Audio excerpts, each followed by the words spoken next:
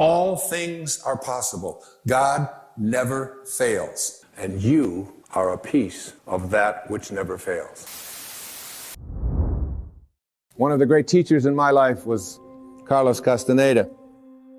And Castaneda talked about his teacher, who was what they call inaugural, a Native American term that refers to all that is knowable.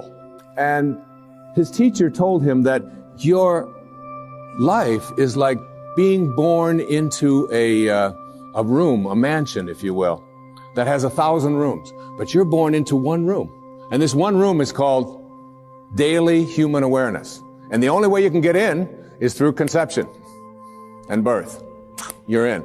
And the only way you can get out, we are taught, is to die. So we spend our lives in this mansion in one room, even though there's 999 other rooms. We don't know how to get out into those rooms unless we die. So we wait to die. And what his teacher told him is, I can teach you how to get out of the room of daily awareness and into the other 999 rooms. And if you stay with me and learn all that I have to give you, I can teach you how to get out of the house altogether without having to die.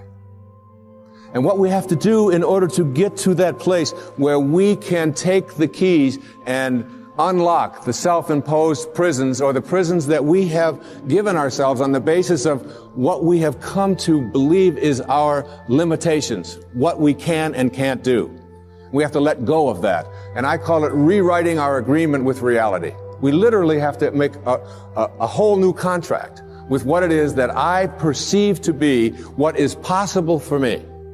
And in order to do that, we have to shift out of the things that we have come to believe in, and everything that you came to this program watching tonight that you believe in was handed to you by someone else outside of you, was handed to you by the experiences or testimony of someone in the past, and because it comes from outside of you, there is still an element of doubt. And this element of doubt isn't bad, but it keeps you from reaching higher levels, because what you think about is what expands. And if you're thinking doubt, then doubt is what expands. William Blake said, if the sun and moon should ever doubt, they would immediately go out. So how do we get past what we believe in, or what has been handed to us, and still honor it and be grateful for all of the teachers and all of the people who have come before us? So what we have to learn to do is let go of that tribal consciousness and shift to what I call a knowing. Now, there's a big difference between what you believe and what you know. Everything that you know is something that you have made conscious contact with. Conscious contact. So there's nobody out there watching, there's nobody in this world who knows how to swim, who learned it by somebody else telling them that you can swim, or by watching Mark Spitz go through the water, or by observing other people doing it. You may remove some of the doubt, but you will never know how to swim until you get in the water and blub around a few times and then do it. And then you'll have a knowing, and that knowing is something that you'll never lose, just like riding a bicycle or dancing the Macarena or making a lemon meringue pie or anything that you know how to do. It's because you've made conscious contact. And I'd like to suggest that there's a big difference between knowing about a divine presence, knowing about a sacred awareness, knowing about God, and knowing God. There's a big difference. Just like there's a big difference between knowing about the possibility of being able to heal myself of something that is bothering me, perhaps a disease process. I perhaps may believe that it's possible because I've read other people and I've heard others say it. And I've read the testimony and I've listened to the tapes and I've gone to the seminars. But until you have made conscious contact with it, you'll never know it. Everything else that you have on our planet, that we have on our planet, comes about as a result of thinking. Thought makes it so. all right? This microphone comes about as a result of thinking. Somebody imagines it. Somebody then tells somebody else about it, and it creates it. The dress that you're wearing, this shirt that I'm wearing, the shoes that you have, the stage, these cameras. Everything that you see that wasn't given to us was created by man as a result of the way that we think, the way that we think. So what gets inside of us as a cell comes about as a result of the way that we choose to think in our lives. Very important principle to understand, because once you get a hold of thinking and that it creates everything that you have in your life, you can change and make it as absolutely perfect as you want it to be, because thought makes it so. 99% of who you are, you can't touch, you can't see, you can't smell.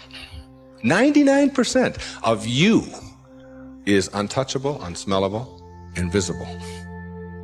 It is what Ken Kais has called your conscious awareness. It's what looks out behind those eyeballs. What is that? It isn't cells. It's some kind of conscious awareness that you are. And make no mistake about it, you've occupied a whole lot of bodies already. If 99% of who you are, you can't touch and you can't feel and you can't smell, then what is it? Who is it? Where are you? What is this thing called your essence or who you are? And where does it go? Now think of this. You were in a body. I have a little baby girl who's 11 months old. And we were all in a body that size. Well, it's only a body about this big. Got fingers only this long. You know? Got tiny, tiny little parts all over the place. I mean, she's only this tall. Now, is that her? Is that her essence? Because I have other children who are much older, and I am much older than that, and I can remember being 3 and being in a different body. Still me, still my essence there, different body, totally different, doesn't even look anything like when I was 11 months old. And then I was 13 and had a funny body at 13, but still my essence was there in a whole new body. Hairs growing all over the place that I didn't understand, all kinds of things happening to it, you know. Then hairs falling out of it later on, you know. Looking at those hairs that fall out and say, what held it in yesterday? You know, I don't know. I don't even understand that, okay? And so it's like who I am has been in many, many bodies already, all right? And that essence, you see, everything on our planet that is alive can never die. It can never die. Life doesn't die. It just transforms. It just moves on to new places and new ways of being, new ways of being. And the way of being that is the most transcendent of all is this way that comes from seeing yourself as love and only having that to give away.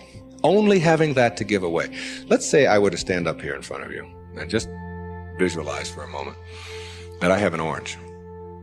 And I take this orange and I squeeze it as hard as I can squeeze it, okay? What's gonna come out? Juice. What kind of juice? Orange juice. Apple juice, any chance? Once in a while? Come on, now and then. A little mango juice come out of an orange once in a while? No mistakes, right? Never, no matter what. Next question. Everybody passes. These are easy, okay? Why, when you squeeze an orange, as hard as you can squeeze it, does orange juice come out? Because that's, not because it's an orange, because that's what's inside, isn't it? On our planet, when you squeeze something, what comes out of it is what's inside. Not too difficult, all right? Does it matter if your mother squeezes the orange? Does it matter what instrument she uses? Does it matter if you just had your period and then you squeeze an orange? Does it matter if your boss squeezes it? How about if your kids do it? Your kids squeeze an orange. Does it matter? Does it matter what time of day? Suppose they do it at noon, all right? How about at 4 in the morning? Does that matter? Whenever you squeeze an orange, the only thing you get out is what's inside, right? No arguments. Same thing works for you. Same principle works for you. It's a principle of the universe, all right? Someone squeezes you. That is, someone puts pressure on you. Someone says things about you that you don't like. Someone puts tension on you, whatever. Your boss says something to you that you don't like. And out of you comes anger. And out of you comes hatred. And out of you comes fear, or out of you comes stress, or out of you comes tension. Why? Is it because of your boss and the way they squeeze you? Never. Is it because of your mother? I mean, she really can be a pain sometimes, right? Is it because of your children? No. What comes out of you always when someone squeezes you is what's inside.